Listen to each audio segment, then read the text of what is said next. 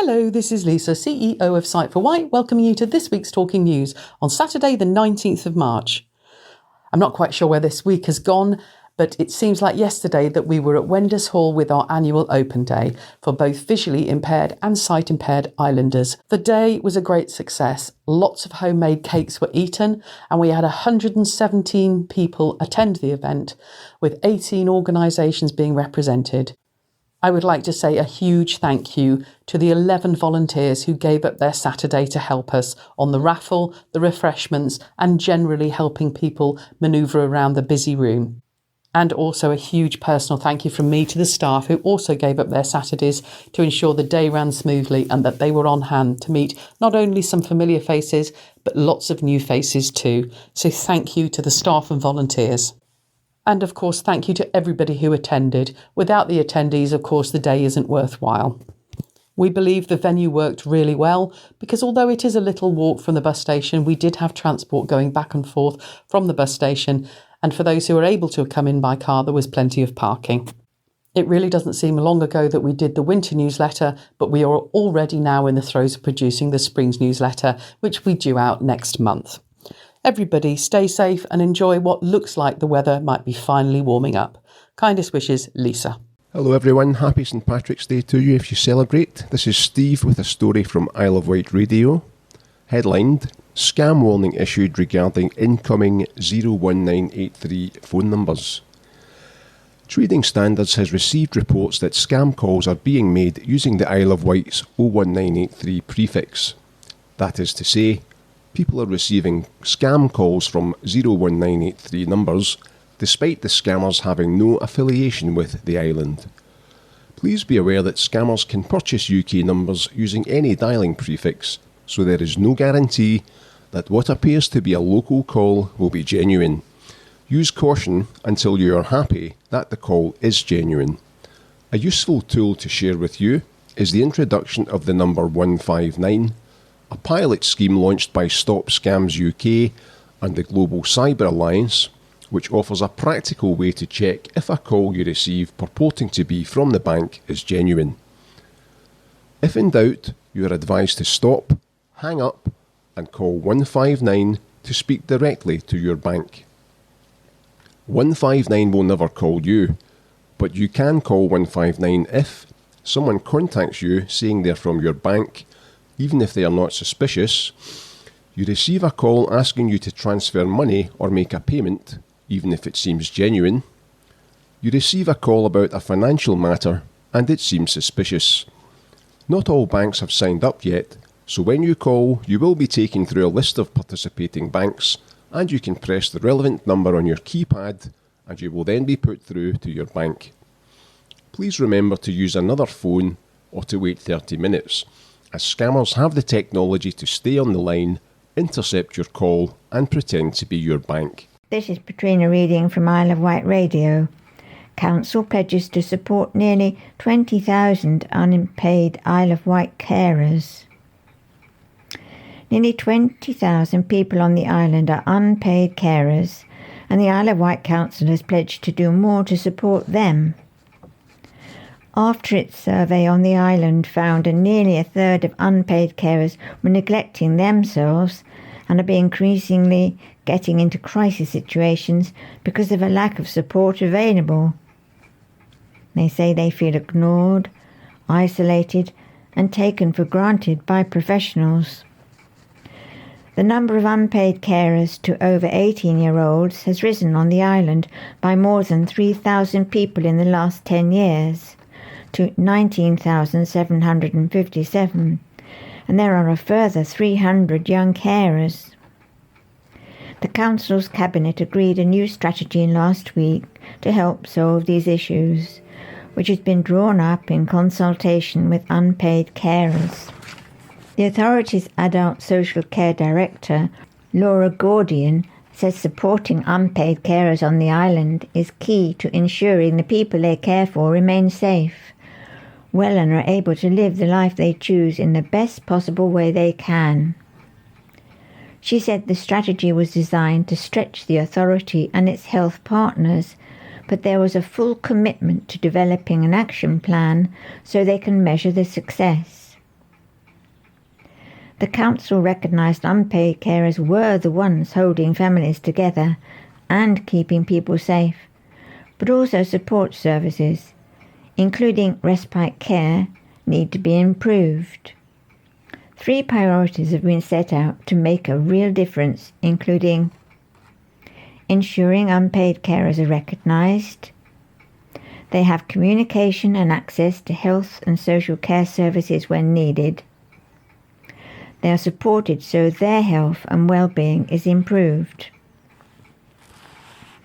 Among ways to improve includes better partnership working to validate the role, consulting with carers on their needs, making more information, advice and training available, and looking at options to increase respite care.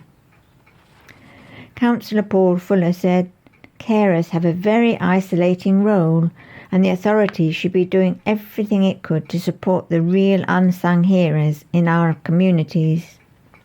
He said they needed to be protected and looked after by the council as they were doing a lot of work which would otherwise be the responsibility of the authority. This is Michael reading an article from Island Echo. Stamp prices to increase again from April. First class to hit a whopping £1.10. The price of a standard first class stamp is to rise by 15p at the start of April, Royal Mail has confirmed. From Monday the 3rd of April, standard stamp prices will increase by up to 15%, with the price of a first-class stamp breaking the pound barrier for the first time, rising to a whopping £1.10. According to the Postal Service, the increase is to ensure the one price goes anywhere universal service remains sustainable, a decision that the Royal Mail says was carefully considered. Since COVID, the delivery of letters has fallen by a quarter. Customers on the island and across the country now have until that date to stock up on stamps before the unit price increases. From the 3rd of April, the cost of stamps will rise as follows. Standard letters, maximum 100 grams, 24 centimetres by 16.5 centimetres by 5 millimetres. First class, £1.10, up from 95p. Second class, 75p, up from 68p. Large letters, maximum of 100 grams, 35.3 centimetres by 25 centimetres by 2.5 centimetres. First class, £1.60, up from £1.45. Second class, £1.15, up from £1.05. Nick Landon, Chief Commercial Officer at Royal Mail, has said, "We appreciate that many businesses and households are facing a challenging economic environment, and we are committed to keeping our prices affordable. Letters have declined by 25% compared to pre-pandemic.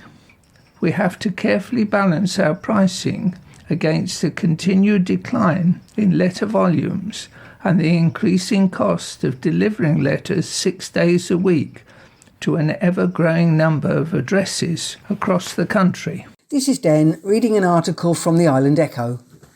Future of Apley Tower secured with reopening planned for summer 2024. An iconic landmark in Ryde has been guaranteed a safe future thanks to a Heritage Lottery grant. Natural Enterprise, working in partnership with Ryde Town and Isle of Wight councils, have secured funding to restore the historic Apley Tower to its former glory.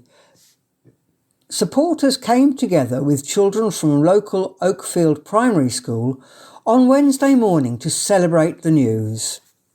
Brian Friend, Natural Enterprise Chairman, said, "The project will ensure the much-loved building may be enjoyed by both the community and visitors for years to come. as well as the planned structural repairs to the tower and the creation of 4 new beach huts for short-term hire, there will be an opportunity for people to get involved with the research into the tower's heritage. Councillor Mike Lilly, Apley and Elmfield Ward Councillor, Mayor of Ryde and Deputy Chair of Isle of Wight Council, said, "I am delighted that after 4 years of collaborative work, the long-term future of the tower has now been secured to enable it to remain in community ownership for all to enjoy both inside and out. It has taken dedicated partnership and teamwork between residents, Ryde Town and Isle of Wight Council, Natural Enterprise and Moncton Arts to find the way forward for this amazing heritage project. I am really honoured to be part of the team that has made this happen. Like so many islanders and Ryde residents, I have a deep love for the tower." Once the renovations are complete, visitors will be able to take advantage of the amazing views from the top, as well as activities provided by Moncton Arts, who will manage the tower. When the renovations are complete, the tower will host 3 exhibitions about its history, changes to the view from the tower and the local tourism offering. Anyone interested in being trained as a volunteer researcher, looking into the history of Apley Tower, the Hutt family and the Solent, should contact rachel.ardley@naturalenterprise.co.uk. That's rachel@naturalenterprise.co.uk. Apley Tower is expected to be open to the public once more in summer 2024. Hello, this is Steve reading a story from the Island Echo, headlined NH Staff Survey Results Highlight Further Improvements Locally. The latest NHS Staff Survey results show that the Isle of Wight NHS Trust has seen many positive areas of improvement over the last 12 months. Highlights from this year's survey indicate that people who work at the Trust feel part of a team, and that it is increasingly becoming a more compassionate and inclusive employer that recognises and rewards its staff. The Trust has also been recognised as a safer and healthier place to work, as well as demonstrating improvements in opportunities to access the right learning and development. The Isle of Wight Ambulance Service continues to set the benchmark nationally by achieving the highest scores in the country across 8 of the 9 key themes of the survey.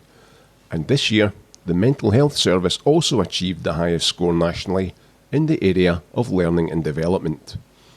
Darren Cattle, Chief Executive at the Isle of Wight NHS Trust, has said, "These results highlight the progress we are making as we strive to be a great place to work, which in turn has a positive impact on the care and services we provide to our island community. We are at or above average in 6 of the 9 key themes of the survey. We always listen carefully to the feedback, and our focus is firmly on where we can make a positive impact.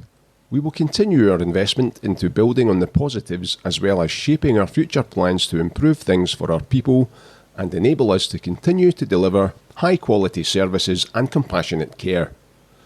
We know that all of our people come to work to provide the best possible care, and the significant investments we are making into recruiting more clinical staff, improving our infrastructure and new digital systems, as well as our acute partnership with Portsmouth and our community and mental health and learning disability partnership across the whole of Hampshire and the Isle of Wight, will enable them to do this in the right environment with the right support and tools. The support of our community is also invaluable, and this has continued throughout what has been a very challenging year as demand on our services and people continues to increase. I would like to thank everyone who continues to work hard to make the Trust a supportive, inclusive and compassionate environment. Across the NHS, response rates to this year's survey were lower than last year, but despite all the challenges of the pandemic, operational pressure and COVID-19 recovery, there was a strong response rate with over half of the Trust's staff, that's 57%, taking the time to share their feedback. As expected, along with the rest of the NHS, The results indicate that it's been another tough year, with issues related to pay and pressure of work high on the agenda. This is Patrina reading an article from Island Echo. Savoyards return to Shanklin Theatre with Sound of Music this Easter. The popular Island Savoyards return to Shanklin Theatre this Easter weekend with The Sound of Music, arguably one of the most well-loved family musicals of all time, for what is sure to be a cracking show for all to enjoy. The Sound of Music was the final collaboration between Rodgers and Hammerstein and features a trove of cherished songs including Climb Every Mountain, My Favourite Things, Do, Re, Mi, 16 Going on 17, and the title number, The Sound of Music, won the hearts of audiences worldwide, earning 5 Tony Awards and 5 Oscars. The inspirational story, based on the memoir of Marie Augusta Trapp, follows an ebullient postulate who serves as governess to the 7 children of the imperious Captain von Trapp, bringing music and joy to the household. But as the forces of Nazism take hold of Austria, Maria and the entire von Trapp family must make a moral decision. The Savoyards are always blessed with outstandingly talented casts, and this production is no exception, as the company welcomes new and returning members in principal roles. Rosie Sales steps into Dame Julie Andrews' shoes to play Maria, a role she has always dreamed of portraying. By a happy coincidence, Rosie played Gretel, the youngest von Trapp, as a child on the very same Shanklin Theatre stage. Audiences will remember Rosie's larger-than-life portrayal of Doraline, Dolly Parton, in 9 to 5, the musical, in 2017. Stuart Adams is welcomed back to the company as the regimented Captain von Trapp. After he becomes a widower, he seeks a governess to take care of his 7 children, and the rest, as they say, is history. Stuart's last principal role with the company was as Jacob Marley in A Christmas Carol. He has also had many smaller parts and ensemble roles with Savoyards over the years. Also making a welcome return is Olivia Pike as Mother Abbess, who has the honour of singing Climb Every Mountain in this production.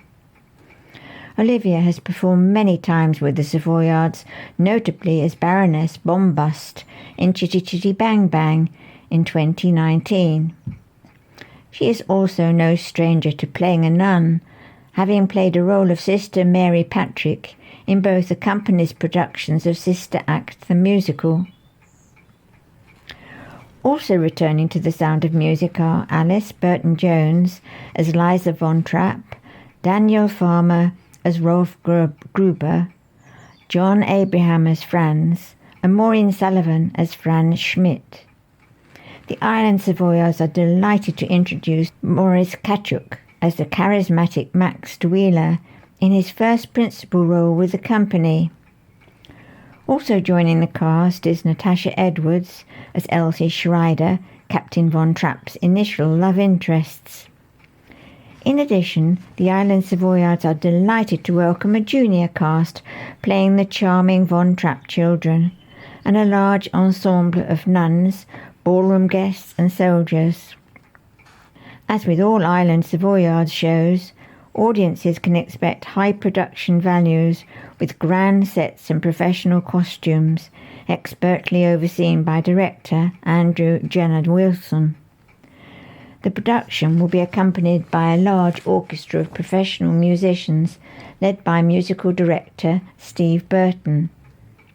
The dance numbers in this production are choreographed by Joanna Adams, who has assisted with stage direction, especially for the junior cast. Tickets are selling now for performances at Shanklin Theatre on Thursday the 6th, Good Friday the 7th, and Saturday the 8th of April at 19:30, and Easter Sunday, 9th of April, at 14:30.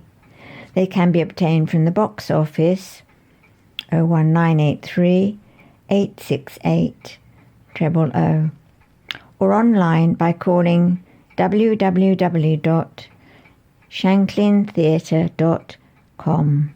This is Michael reading an article from Island Echo. There are enough childcare places, says Council, despite parents' concerns. The Isle of Wight Council insists there are enough childcare places on the island to provide for youngsters, despite what parents say. In a report, it has been revealed the Council thought there would be less requirement for statutory childcare on the island following the COVID-19 pandemic, due to an increase in working from home. A survey of parents found the opposite. Needs have increased and they would like more out-of-school provisions. Careful market management will be needed in the coming years. A childcare report said, as the island's under-15 population decreases, in the latest census data, there had been a 13% drop in the number of under 5-year-olds since 2011. The Council's Cabinet approved the childcare report and its findings at a meeting last week. In the report it said the childcare market has continued to recover from COVID-19, but there are increasing challenges with financial sustainability due to the cost of living crisis. Providers also said there is an issue with recruiting and retaining experienced, qualified staff, and gaps were filled by less experienced practitioners. A childcare sufficiency assessment action plan has been created and includes developing out-of-school childcare by summer 2023. In December 2022, there were 2,528 early year childcare places on the island, a 111 place drop since 2019. Since the report has been published, YMCA Winchester House in Shanklin has announced it is closing its nursery provision in April. This is Dan reading an article from the Island Echo. Ventnor Botanic Garden Friends plaque unveiled at Salisbury Gardens. A plaque recognising the work of Ventnor Botanic Garden Friends Society was recently unveiled at Ventnor Town Council's Salisbury Gardens. On a wet and windy day, the Friends arrived to see the unveiling of the plaque at Ventnor Town Council for all the hard work they undertook in restoring the flower beds outside the building at Salisbury Gardens. The big tidy-up last year to bring the beds back up to scratch was a mammoth task, but the results have been astounding. Their continued maintenance of these has kept the entrance to the green room looking fabulous and has received many great comments from visitors and passers-by alike. Chairman of the Friends, Val Pitts, thanked Major Stephen Toogood and the Town Council for their kind gesture acknowledging the work of the Society in maintaining the flower beds at Salisbury Gardens. She said the task force members are delighted to do this good turn for their neighbours and look forward to a growing relationship with the town. Major Toogood again thanked the team from the Friends for all their excellent hard work and expertise. This is Michael reading an article from Island Echo. Ireland's dental crisis highlighted to parliamentary inquiry by Healthwatch Isle of Wight. Healthwatch Isle of Wight has submitted evidence to a parliamentary inquiry on NHS dentistry, highlighting the significant problems that many island residents have in finding an NHS dentist and getting the treatment they desperately need. The Government Health and Social Care Committee has launched an inquiry into dentistry following a survey that showed 90% of dental practices across the UK were not accepting new adult NHS patients. MPs will be looking at the evidence submitted, 36% of which was provided by local Healthwatch organisations, including the Isle of Wight. Conservative MP Steve Bryan was recently interviewed on BBC Radio's 4's PM News programme about the evidence he's been reviewing as chair of the Health and Social Care Committee for its upcoming dentistry evidence sessions.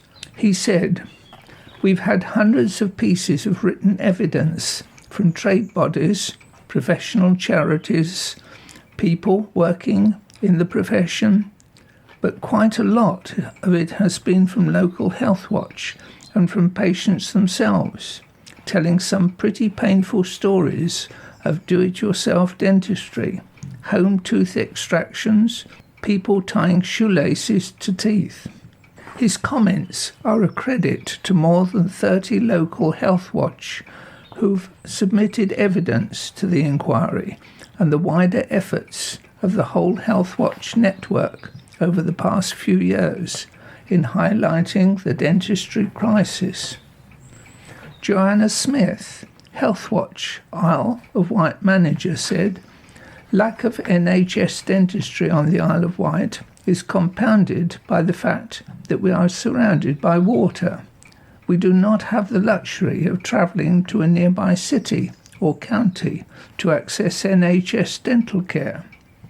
Without the additional cost and inconvenience of travelling by ferry, which can be unreliable in poor weather and can add hours to travelling time, lack of NHS dental services has widened health inequalities, with people on lower income often getting no service, while those who can afford to go private can get treatment without delay.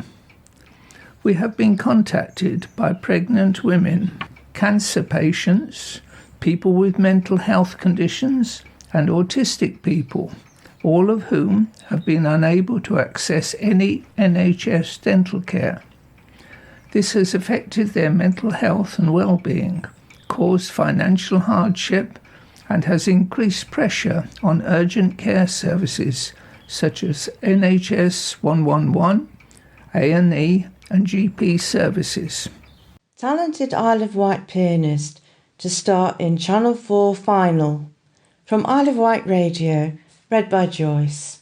Jay Eatwell has made it through to the final of the piano, a talent show aiming to find the UK's best amateur piano player. The show sees Claudia Winkleman present a unique talent search with a twist, celebrating the nation's favourite instrument. Passionate amateur musicians took to public pianos in train stations across the UK. But what the pianists didn't know was that they were being secretly watched by two of the world's most respected performers, Lang Lang and Mika. Their search began in London at King's Cross St Pancras Station, and then on to stations in Leeds, Glasgow, and ending in Birmingham. Jay, 25, won in the first week at London's King's Cross St Pancras Station. At the final concert at the Royal Festival Hall, can Claudia Winkleman, Mika, and Lang Lang get our four amateur pianists ready for the biggest performance of their lives? Speaking ahead of the final, Jay told Channel 4, "I still can't quite believe it. I put all my energy into playing. Performing is a natural high for me and the only drug I need. I would like to thank the judges for complimenting my music and getting me to the final. Music has always been a massive part of my life, and we used to have a piano downstairs in the family home. I was given a keyboard at about 13 and I never stopped playing it. The piano has been a constant in my life. I play all the time and as much as I can. I have always been self-taught, and at about 11, my brother and I would rap together. I have always been writing music and songs from that time. I left school fairly young and went to a music school at 16. I chose piano as my main instrument, and I must admit I missed a few lessons at college, but never piano lessons. That's all I'm saying. Jay also took part in a question and answer session. How did you feel meeting Claudia for the first time at St Pancras Station? Were you nervous? Were you aware of how the crowd was responding to your performance? How did it feel when you heard the applause? Yeah, I was a bit nervous and a bit unsure at first who everyone was, to be honest. I'm not going to lie. Claudia put me at ease straight away, and it felt really good to hear the applause and know that people were listening to my music and appreciating it. Have you ever played the piano at a train station before? Is it the most unusual place you have played the piano? Probably the most unusual place for me was at a station, as I hadn't played at one before. We were told we were going to be part of a documentary, and I just went along with it, seeing how the day would go. I never imagined what we would be told at the end of that day. How did you feel about being mentored by Mika ahead of your performance at the Royal Festival Hall? Obviously, Mika has got such a good background and acclaimed history in the music industry. He also taught me some really good breathing exercises and just to close my eyes sometimes and feel the music and not focus on what is going on around you, and most importantly, to play the piano gently. Were you nervous ahead of performing at the Royal Festival Hall, or did the adrenaline take over? Yes, we were all sat there pretending that we weren't nervous, but I was the first one on, and I just thought, boom, get out there. The nerves and adrenaline drive was incredible, and I couldn't focus on the audience as I stepped out onto the stage, as I was just so blown away by the moment. How were your fellow pianists ahead of performing, and were you all able to support each other?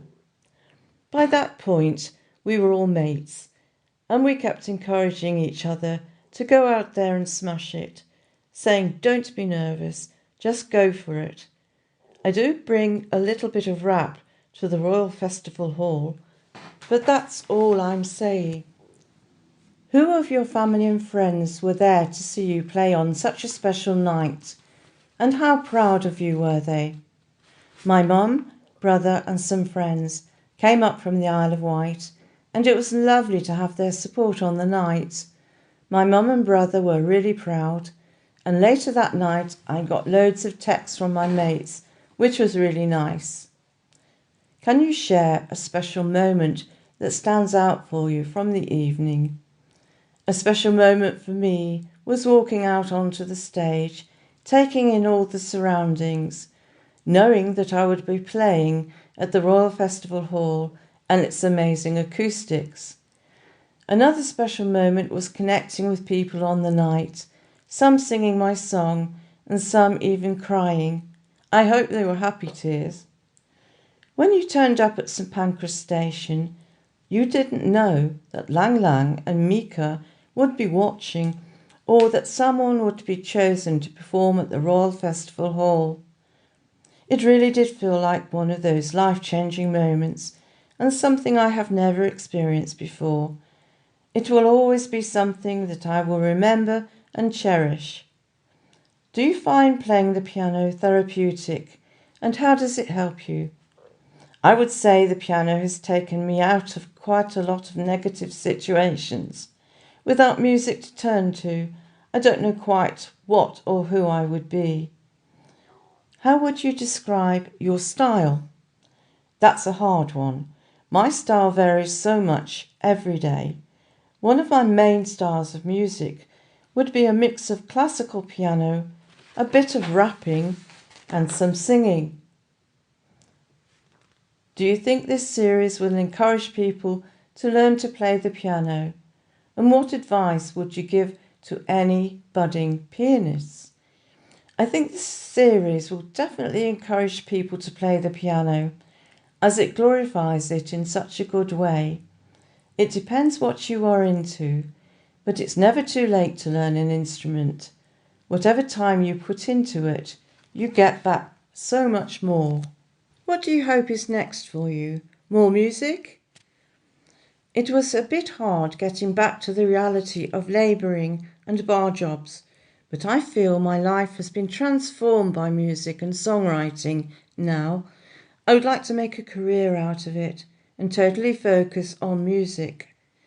I think the show has given me a new impetus to follow my dreams. What does the piano mean to you?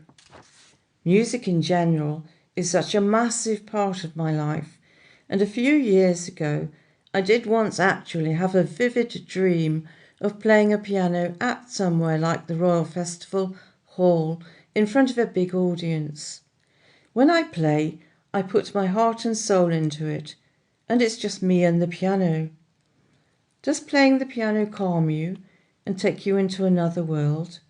It completely does. It takes me away from any pressures in my life. It's kind of like a form of musical therapy and very healing.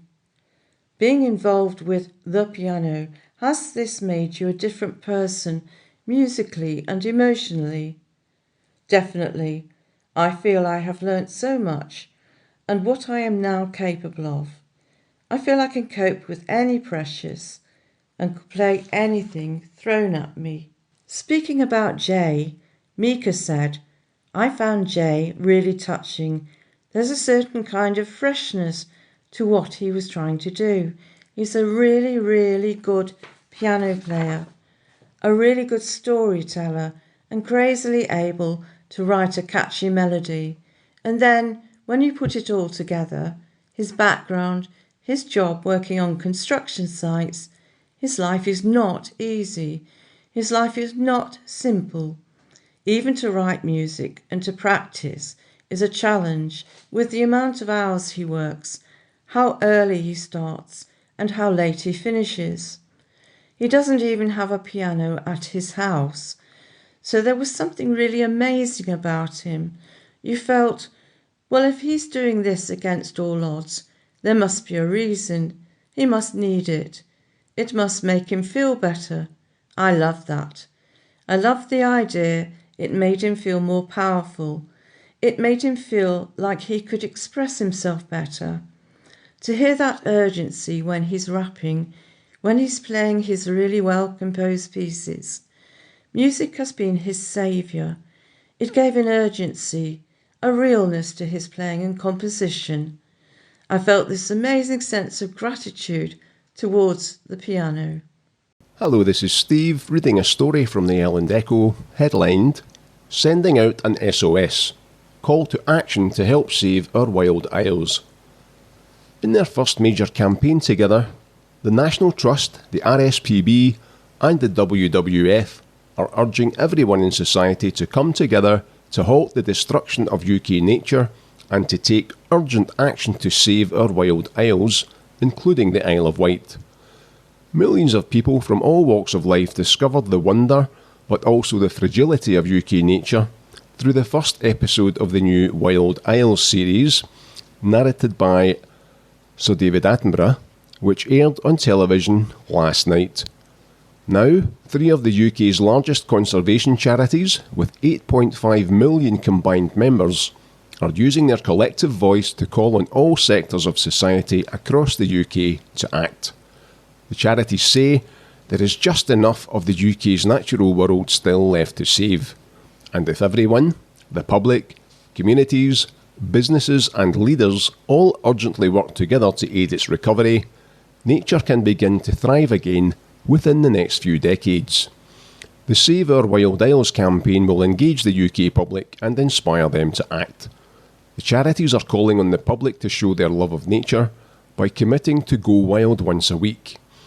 That could mean making space for nature in our neighbourhoods by planting wildflower seeds in a window box or green space, eating less meat, or getting involved in local community projects, or joining the charities in urging our leaders to act now for nature's recovery. Here on the Isle of Wight, the National Trust has been busy helping nature. The Trust took Dunsbury Farm into its care in 2015. Since then, they've set about evolving it from intensive farming to an increasingly wildlife-rich landscape of coastal grassland, scattered scrub and woodland. They began by sowing low-input cereals to help repair the land and reduce the levels of artificial nutrients. They then left the fields to regenerate, and the deep-rooting plants have broken up the compacted soil. This has allowed worms to recolonise, with meadow grasses and flowers creeping in as well. Cattle have been grazing the land and help create a natural balance between open grassland, scrub and woodland. They also distribute wildflower seeds through their coats and dung, encouraging insects. The work has led to a wide variety of birds, including the endangered short-eared owl, hunting for the small mammals that are colonising the naturally restoring arable fields. The hope is that more skylarks, stonechats, yellowhammers and swallows will flock to the area too.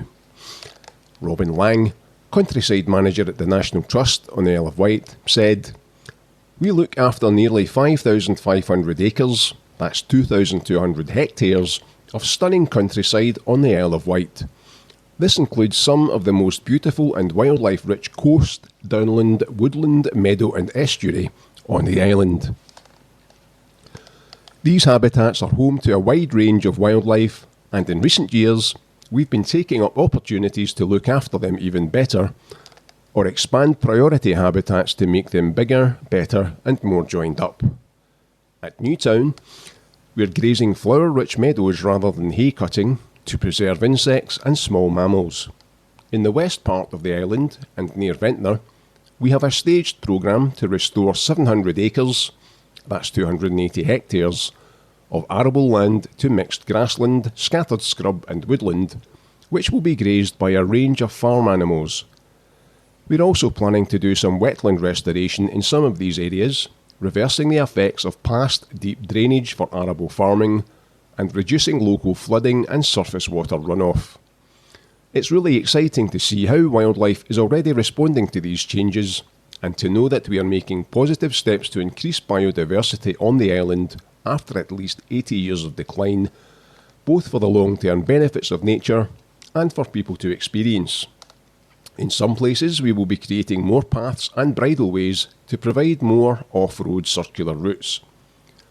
At Newtown, National Trust rangers managed the centuries-old flower meadows with a traditional hay cut late in the season. This controlled the vigorous plants and reduced soil fertility, allowing flowers to thrive. But it left wildlife, such as field voles and common toads, without cover from predators. It also reduced nectar for insects, which in turn affected the bats that feed on them. So now they use Galloway cattle and Hebridean sheep to graze the meadows in summer and autumn, rather than cutting. It has allowed native hay meadow plants such as the corky-fruited waterdropwort the chance to flower and spread. Insects, including the rare gold-case bearer moth, are also flourishing. The team can see that the voles and mice are benefiting too, now that they can make networks of tunnels in the patches of thicker vegetation.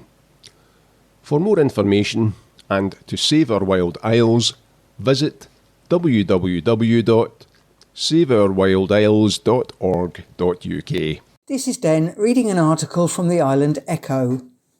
Island residents connect with Red Funnel Management during Customer Forum. Red Funnel recently hosted a group of island resident customers at its first Customer Forum of 2023. The face-to-face discussion provided the opportunity for customers to connect with some of Red Funnel's senior leaders, including CEO Fran Collins, to raise questions and share feedback directly with the company. A wide variety of topics were discussed during the 3-hour session, including pricing, disabled access, apps and technology, retail, food and beverage, customer service, shoreside facilities, staffing and sustainability. A summary of the session has been posted online here, which is at https://www.redfunnel.co.uk/customer-forum/. Discussing the customer forum, Fran Collins, CEO of Red Funnel, has said, since our last customer forum session in October 2022, we have made many positive developments across the business, but have also experienced some challenges. We were unable to offer a 3-boat service over the Christmas period due to changes in our refit schedule and vessels undergoing essential maintenance. We are planning to upgrade our vessels and the shoreside infrastructure, and 2023 will see us share some of these ambitions with you. We are very excited about our East Cowes Terminal redevelopment, and we spoke at length about this during the session. I am pleased to share that we will be starting consultation this year, and there has been a lot of work happening in the background over the past few months. East Cowes marks the start of an exciting journey for us in upgrading our shoreside infrastructure, so it's really important that we have thought through plans and proposals in the right format before we take them public. Before any final decisions are made, we will be engaging with customers, our people, residents and local stakeholders to ensure the community is aligned and comes with us on this exciting journey. We will be sharing more information about this very soon and are really looking forward to putting the public consultation in motion. Red Funnel will be hosting its next customer forum session on Tuesday the 23rd of May. Customers interested in attending a future customer forum can contact customer service at redfunnel.co.uk. Before we start the second part of the Talking News, here is this week's Society's News, read by me, Morris. And Susan. Swimming is on Monday this week at Medina Pool between 1:15 and 2:15. The cost is £5 plus transport. We have exclusive use of the whole pool for our members to enjoy. There is yoga this Tuesday at Millbrook House between 2 p.m. and 3 p.m. The cost is £3 to include refreshments. Coffee and chat will be on Wednesday between 10 a.m. and 11:30 a.m. here at Millbrook House. Please come along and chat with members, friends and staff. On Wednesday afternoon we have our new group starting called Eye on Social. It is at Millbrook House between 2 p.m. and 4 p.m. Invited guest speakers will be giving talks on a variety of topics. Our first speaker is Mr. Michael Durrant, and his talk is entitled For Better, for Worse. This group is open to everyone, members, volunteers and friends, so please come along and support this new group. The cost is £3 to include refreshments. Advance notice of our King's coronation party on Thursday, May the 4th at Wendy's Hall, St John's Road, Newport between 2 p.m. and 4:30 p.m. Afternoon tea will be served along with entertainment. The cost is £5. Once again, this is open to all members, volunteers, family and friends, but the numbers are limited and further details will follow. We are pleased to say our wonderful Easter chicks and bunnies are now available from Millbrook House. We are asking a donation of £2, which includes a chocolate egg. If you would like one or two for family and friends, please do not hesitate to call the office.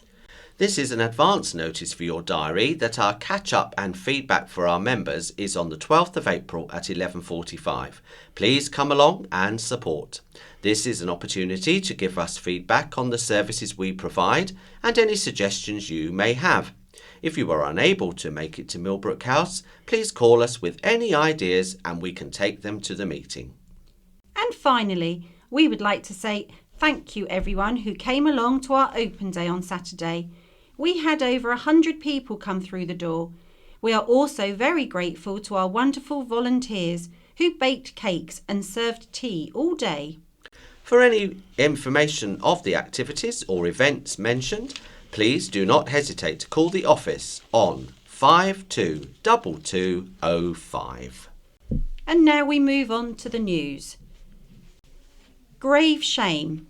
Heartbreak after church dumps memorials. A grieving Isle of Wight mother has told the county press she is heartbroken and feels disrespected after sentimental items placed on her baby daughter's grave were removed from without warning by the church and dumped in bin bags. The islander, who wished to remain anonymous, said she was being left anxious and feels her daughter is no longer at peace at St Mary's the Virgin's Church, Brading. Other graves have also been cleared of the items and left at the site for families to find. The Diocese of Portsmouth, which runs the church, has had admitted it was wrong to have done so without speaking to the family first, and has apologised. When the county press visited earlier this week, blue bin bags with names written in black marker pen were dumped at the side of the church. Each were filled with items cleared from different graves. What have been deemed as prohibited decorations were also put in bins. Artificial flowers, ornaments, plaques, toys, windmills and solar lights are amongst the items removed, as seen by the county press. The mother said items started disappearing at the beginning of the month. The first she heard of the diocese policy, she said, was from a sign put up in the churchyard. It states item will be removed twice yearly. She said they didn't say where they were going to leave the items. I feel like that should be for me to come down and do it. It's really disrespectful what they're doing. Why have they done it after so long? You can clearly see this is a baby as well. I'm not sure if someone complained, but you must be pretty bored if that's the case. She said she asked what the reason for removing the items was and was told it was for the image of the church. A number of the mother's relatives are also laid to rest there. Her family have been visiting for many years to pay their respects, and during that time they can't recall there being any restrictions on placing items on graves. The child's grandmother said the family is still mourning and it is heartbreaking, annoying and disrespectful. She said, "It's a kick in the teeth and they've done this without any prior warning. It's the fact that they've not informed us. They'd just done it and there's a little sign. It would have been nice to have that formal letter instead of just coming down and seeing the sign. My grandchild's grave has been demolished." The diocese stopped short of saying the family could put the items back on relatives' graves. A spokesman said the Archdeacon of the Isle of Wight, Stephen Dougherty, has written to apologise. There are certain rules around what can and can't be placed in churchyards, and our parishes normally work alongside bereaved families to explain these rules and ensure everyone understands what is permitted. Unfortunately, that doesn't seem to have happened on this occasion. The parish created the sign in the churchyard last year with the best of intentions, but of course it would have been more sensitive to speak to the family directly at that point. Our Archdeacon has discussed this matter with the family and has outlined the options for the way forward. We understand that the items left around the grave have not been disposed of, but have been returned to the family. Isle of Wight teachers striking capital. County Press reporter Zach Saunders travelled from the Isle of Wight to London with around 50 striking teachers on Wednesday. They joined the NEU strike rally in the capital, over pay and funding in schools. The island team, who travelled up by coach, joined up with the South East region for the march. The day was live blogged at countypress.co.uk, where you can see all the photos and videos.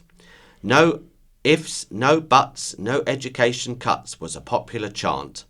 Teacher Katie Bell said everyone came together and the message was really clear. It shows that something has to change, and we're all waiting for Gillian Keegan to come to the table. The ball is in her court. Claire Rennie said, after a 15-hour day, people feel that it was truly worthwhile. They're proud to have been a part of it and to have made the effort. The teachers were joined by the Isle of Wight NEU officer Peter Shreve. There were 50,000 teachers at the rally, reports said. Hundreds of thousands of teachers were striking around the UK. Bravery Awards for bus workers. 2 Southern Vector staff members have been recognised and rewarded for the part they played in diffusing a serious incident at Newport bus station. Tommy Barnes, 36 of Ryde, and Jack Smeaton, 38 of East Cowes, received High Sheriff Awards and cheques for £400 at a special service in Newport on Monday. Family members and 2 Southern Vector's operations managers were also in attendance. The service held at the Isle of Wight Law Court served as an opportunity for the court to recognise and reward their actions in diffusing what could have developed into a serious violent incident. On the night in question, Tommy and Jack had both been on duty, the former as a bus driver and the latter as a controller. They witnessed a violent, persistent assault, and Tommy was the first to intervene, first positioning his bus so the incident would be captured on CCTV, and later punching the assailant, Bruno Borgs, in the face, rendering him unconscious. Speaking to the county press, Tommy said he had a background in security and had been called on to defuse situations in the past. He said he was confident in his abilities and it wasn't something he thought over in his head. He simply acted on instinct, and his compassion and morality kicked in. Recalling the incident, Jack said Tommy reacted instantly to defend the victim, and the assailant went out like Jesus, arms spread on the floor. He said he heard the crack of the punch, and the pair checked on the victim and got her to safety, organising for a family member to meet her. They also called the emergency services and checked on the assailant, who had landed badly on his head. Jack said when Borgs came to, he was aggressive and went looking for Tommy, and was eventually restrained and arrested. High Sheriff Kay Marriott praised the pair for the great courage they showed, which led to the apprehension of the criminal. The court heard Borgs pleaded guilty to all the charges and was handed a 27-month prison term in December. Are Madge Brown, 101, and 94-year-old Sheila Gordon the island's oldest learners? The former teachers who now live in Ryde have just been awarded honorary degrees by the University of London. Madge still swims weekly and credits her years spent studying as the happiest days of her life. She said, "I am rather old to get a degree. It was the training at Nonnington that kept me going. It's all the physical exercise I've done all my life and still do, and I'm very grateful for this, but it has been a long time coming." Madge was born in August 1921. She started her course at Kent's Nonnington College of Physical Education in 1938 and graduated in 1942, including a year out for wartime nursing work. As a new teacher, Madge remembers hearing a V2 rocket while teaching a hockey lesson. She blew her whistle and everyone dived for the floor, and after the explosion she blew her whistle once more. Everyone jumped up and carried on with their hockey. When I left the college, they always said it should be a proper graduation because of the hard work we did, said Madge. Why they never made the Diploma of Physical Education a degree, I don't know, because it was very intense. We did human dissection at the university, cutting up bodies to teach gymnastics. During the war, Nonnington was evacuated to first Avencroft and then to Grafton Manor, both at Bromsgrove in Birmingham. Sheila took the profession shortly after returning from evacuation during the Second World War. Born in March 1929, she was at Nonnington from 1946 to 1949. She said, "Team games were really my thing. I liked people to be able to lose and take it. I think it stands you in great stead for the future if you can take the knocks. I didn't expect to get any brilliant certificate." Among those watching the women's graduation ceremony was Rachel Higgs, who also attended Nonnington some 4 decades after Madge and Sheila, from 1980 to 1983. She told the county press, "I felt honoured to be able to see Madge and Sheila finally get their graduation, which they so deserved." Banned from the roads for drug driving. A drug driver was caught behind the wheel while over the limit on 2 consecutive days. James Mersall of Canning Court, Newport, appeared before Isle of Wight magistrates on Tuesday. The 44-year-old admitting 2 counts of drug driving in Newport, on Staplers Road and Taylor Road on January the 5th and January the 6th. Prosecutor Anne Smout told the court officers on duty at approximately 3:50 p.m. on the first occasion saw a vehicle turn without indicating. The car was stopped and officers could smell cannabis coming from both the driver, Mersall, and his vehicle. Mersall registered a reading of 111 of cannabis when the legal limit is 2. Miss Smout said Mersall was stopped again the next day and was seen to drive across the pavement to reach a car park. He registered a reading of 4.7 for his second occasion. The court heard his last conviction was back in 2015 and he had no previous convictions of a like nature. Barry Keel, defending, said Mersall used cannabis to help cope with PTSD following a family tragedy. Mr. Keel said Mersall, a carer for his mother who has dementia, hadn't appreciated how much long cannabis would stay in his system. Mersall was fined £208 and disqualified from driving for 36 months. 4 electric bicycles have been added to the Isle of Wight police arsenal to tackle antisocial behaviour in Sandown, Shanklin and Ventnor, costing £19,000. Police and Crime Commissioner Donna Jones provided the funding to buy the bikes for the South Wight Neighbourhood Policing Team. It is hoped they will make more police visible in the community and respond to reports of antisocial behaviour. The bikes are part of the Operation Spider, which tackles antisocial behaviour and associated crimes, such as drug-related activity and serious violence. The £19,000 provided has come from the Commissioner's ASB Task Force Fund. Sergeant Benjamin Sharland from South Wight NPT said, "The bikes have all the benefits of a foot or traditional cycle patrol, but they also increase our patrol times, the distance we can cover, and allow my officers to preserve energy to deal with anything they come across on patrol." In the first week alone, the team increased the patrol areas covered by at least 3 times, and they were able to remain out of the station on patrol for greater amounts of time, as well as getting to harder to reach locations. Seafront to get new bell sculpture. A piece of artwork will be added to Ventnor Esplanade, but it could be removed if it proves to be noisy. Isle of Wight Council will place a time and tide bell on the beach near the steps of the bandstand. The sculpture, made of marine bronze sitting on supporting steel, will be one of 16 bells installed across the UK. Temporary permission has been granted by the County Hall until March 2024. Designed by international sculptor Marcus Vergette, the bell will ring when waves strike it either side of high tide. Similar installations elsewhere have reached 70 decibels, and the sound is said to blend with the breaking waves. Multiple objections were lodged by people living near Ventnor Esplanade. Their concerns included a fear it would become a noise nuisance and would keep residents awake. Mr. Vergetti said the bell could be calibrated to control the noise. Isle of Wight Council's Environmental Health Officer said it was unlikely to result in any problems, but it would only be possible to fully assess noise levels once the bell has been installed. Isle of Wight Council issued temporary consent to allow for noise level monitoring. If no acceptable noise level can be reached, the bell's clapper could be permanently removed.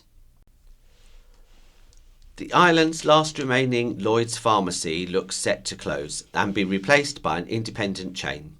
The county press has been told Lloyd's branches in Ryde and East Cowes are in the process of being taken over. It's understood pharmacy Jahoots is going to move into the Ryde Esplanade building and the Church Path one in East Cowes. A spokesperson for Lloyd's Pharmacy said Lloyd's Pharmacy regularly reviews its pharmacy estate to ensure it is operating sustainably, and any decision to sell stores is taken in the interests of patients, colleagues and the business. At all times, patient safety remains our top priority, ensuring that our customers and patients are always able to access vital prescriptions, health advice, products and service. Jahoots will not respond to requests for a comment. Both Lloyd's Pharmacy branches in Newport are set to shut. The one at Newport Sainsbury's is closing. An announcement confirmed all the 237 pharmacy sites within the UK supermarkets will be axed. It is understood Day Lewis Pharmacy is set to move into Lloyd's on Pyle Street. Jahoots already has premises in Sandown and Ventnor.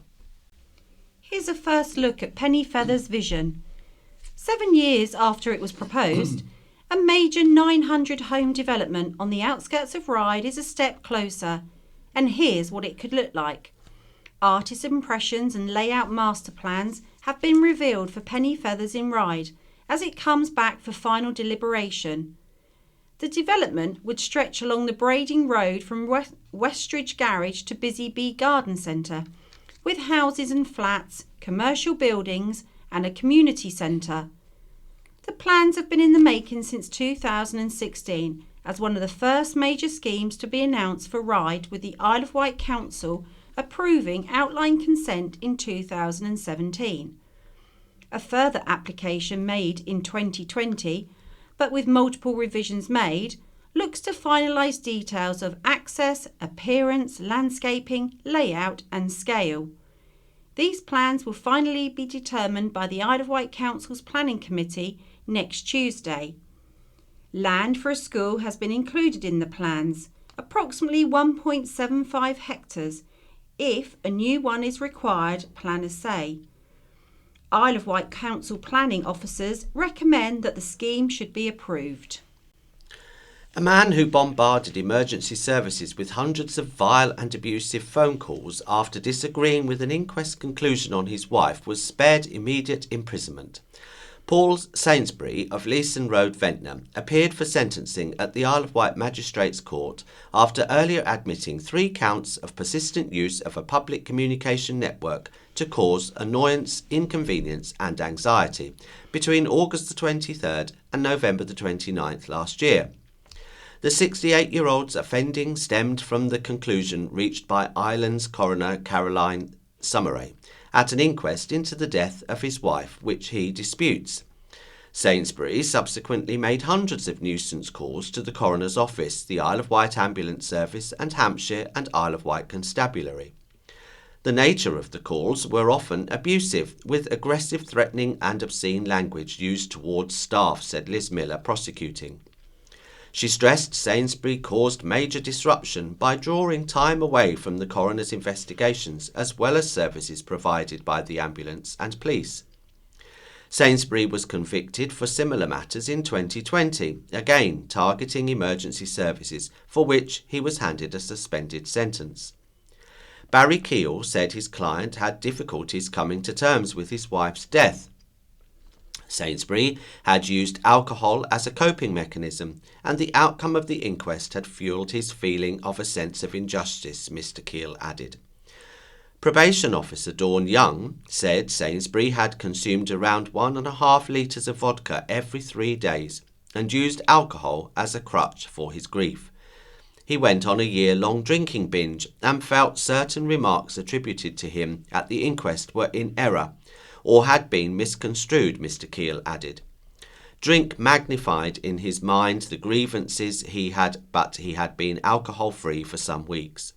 Magistrates said although Sainsbury's offending had been incredibly serious, they felt probation could help rehabilitate him rather than send him to prison. Sainsbury was handed 12 weeks imprisonment, suspended for 2 years, with an order making him subject to 90 days alcohol monitoring and 25 rehabilitation sessions with £85 costs and £154 surcharge. Pollution, no quick fix.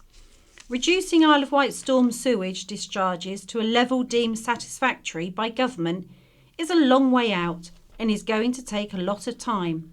Southern Water have admitted, as it urged islanders to be patient. Speaking at an event in Newport, Katie Taylor, Chief Customer Officer for the utility firm, told the county press she is confident targets can be reached. However, she said, it would be challenging to eradicate spillages altogether, and said customer bills were likely to increase as it invests in the island infrastructure. Southern Water has been meeting customers in Newport and Ryde as part of a 2-day stakeholder engagement meeting. How storm overflows are tackled was top of the agenda, given the high number of releases recorded off the island in recent months. Ms Taylor said there are a few reasons why figures are so high, including unacceptable infrastructure, which is not up to the standards required today. She said the reality is most of the island has combined sewers. That's how the system is set up. That's where the sewage from your home is mixed into the sewer network with all the runoff. So, whenever it rains, that rain has got to go somewhere. And obviously, as the island has become more populated, people have paved over drives, and there's new housing developments, that's taken up that space where water would have otherwise gone into the ground. In Gurnard, she said, infrastructure has been there for decades and can no longer meet demand. Amongst the initiatives the company is rolling out, there is a free water butts scheme, which aims to stop rainwater runoff from roofs going into the sewer system.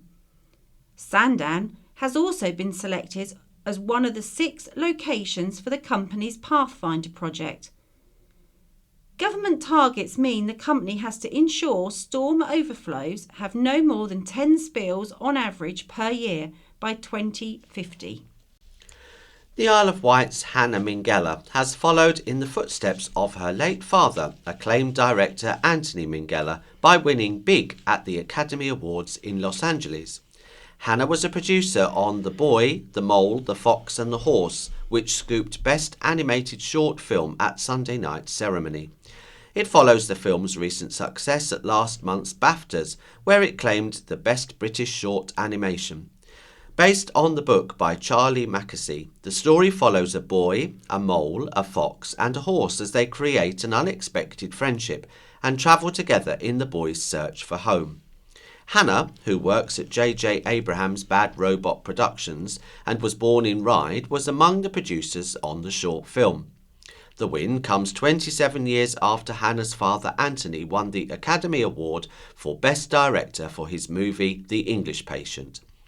Joya Minghella Giddens, Hannah's auntie and Anthony's sister, posted to say, "Tears of joy here. So proud of our beautiful Hannah. Gorgeous niece, goddaughter and now Oscar winner. Wow, just wish your daddy was here to see it, darling." The film faced competition from 4 others, including Ice Merchants and The Flying Sailor. Woman had knife in her bag. A woman was caught with a kitchen knife in her handbag after making a nuisance of herself at a bus station. Freya Jones of Hillcrest Rookley appeared before Isle of Wight magistrates on Tuesday, February the 28th. The 34-year-old admitted possession of a knife in public place and using threatening, abusive or insulting words, behaviour likely to cause harassment, alarm or distress. In November, the 34-year-old admitted possession of a knife in a public place and using threatening, abusive or insulting words, behaviour likely to cause harassment, alarm or distress in Newport on February the 4th. Prosecutor Anne Smout told the court police had been called to reports of a female screaming at Church Lytton bus stop at approximately 9:50 a.m. Officers attended and found Jones, who appeared under the influence, making a nuisance of herself. Miss Smout said she referred to members of the public as paedophiles and refused to leave the area. The court heard elderly members of the public and children were present, and as a result, Jones was arrested. During a search of her handbag, officers found a black-handled kitchen knife. Miss Smout said Jones had previous convictions, the last for battery in December 2017, but none of a like nature. She said the knife had not been used or produced. Jones saw her case adjourned to March the 31st. The Isle of Wight Council has declared its intent to charge owners of second homes and empty properties more council tax once it becomes law. How much these property owners will be charged is undecided. Up until Wednesday's full council meeting, the authority was suggesting put forward by the ruling Alliance administration a 100% tax premium on second homes and empty properties. That suggestion was quashed when Councillor Joe Robertson, leader of the Conservatives, proposed removing the figure altogether and determining the charge when they had the authority to do so. He said he supported the principle but felt it was misleading the public, as there is no law in place yet to allow the council to charge anything. Councillor Robertson also thought that the rationale behind the 100% figure had not been set out and needed to be backed by evidence, analysis and data. Cabinet member for Strategic Finances, Councillor Chris Jarman, said the 100% figure was included because the authority should maximise its revenue at every opportunity. Councillor Richard Quigley said when the time comes he would vote to charge the maximum, but that might not be until around April 2025. Councillor Robertson's amendment passed and was then voted through with 19 councillors for, 12 against, all Alliance members and 1 abstention. Death. Man is released. A man has been released from custody without charge following the unexplained death of a woman in Ventnor, police have confirmed. On Tuesday, a 47-year-old man was arrested following the sudden death of a 57-year-old woman in Upper Ventnor. Officers were called to an incident at Chestnut Close, a quiet cul-de-sac, on Monday morning. They were later joined by forensic specialists and paramedics from the Isle of Wight Ambulance Service. The 47-year-old man was initially arrested on suspicion of causing or allowing the death of a vulnerable adult.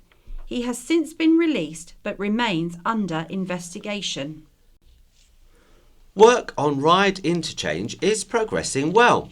As part of the government's Transforming Cities Fund, the area around the pier and bus station is being given a complete makeover. The aim is to provide better travel connectivity and a much improved public space in Ryde. The scheme costs £10 million and is primarily funded by the government grant. The Esplanade Transport Hub is being reorganised to provide more landscaped pedestrian space, reflecting on responses received at a public consultation last year. The changes will allow buses to leave directly to George Street rather than turning at the Dover Street roundabout. The project is being delivered in 3 phases: bus interchange and active travel links, tramway pier reinstatement and station refurbishment. Hub plans for barracks. The historic but neglected Victorian barracks on East Cowes Esplanade could be restored into an education and training facility with residential boarding accommodation as plans move a step closer. It has been earmarked as a new base for UKSA on the other side of the River Medina and is part of the £5.8 million regeneration plans for the area. The Isle of Wight Council's Planning Committee will determine the application at its meeting on Tuesday, March the 21st. Officers have recommended the scheme for approval as it is an opportunity to tackle the poor condition of the building and bring vacant site back into use, supporting the regeneration of the seafront. The barracks were built in 1872 to accommodate Queen Victoria's troops. Recently, they were used as a set for the BritBox TV show The Beast Must Die. The building's condition has fallen into poor state of repair and is unsuitable for occupation. Planning agents ERMC said, as it has been vacant in recent years. As part of the levelling up funding awarded to the Isle of Wight Council by the government, the authority is looking to bring a new lease of life to the building by restoring and extending the barracks. Under the plans, the barracks would house a common room, meeting room, sleeping accommodation, bathrooms, wash-up area, laundry, storeroom, a canteen and kitchen. As it is in a flood zone, it is proposed that the sleeping accommodation would be above the predicted flood level and the flooring raised. Ecology measures are recommended to avoid any harmful impact on protected species and to enhance the site for wildlife, including sensitive lighting, timing of works, and bird and bat boxes. In a report to the Planning Committee, officers said the proposed works would be sensitive to the history and character of the building, as well as the original Victorian architecture, but have a significant positive effect. The proposal, they say, would promote the revitalisation of the seafront and regeneration of East Cowes, and further promote the island as a visitor destination and sailing mecca. A new foot passenger catamaran ferry is launching between Yarmouth and Lymington next year. Anderson Boat Cruises, which runs the Coral Star, has commissioned the building of a new vessel to serve the route.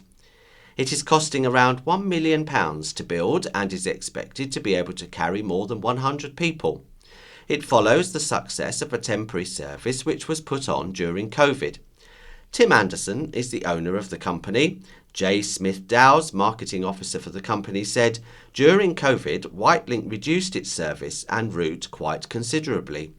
That's why we decided to start operating as an alternative for foot passengers that needed to get forwards and backwards on that route.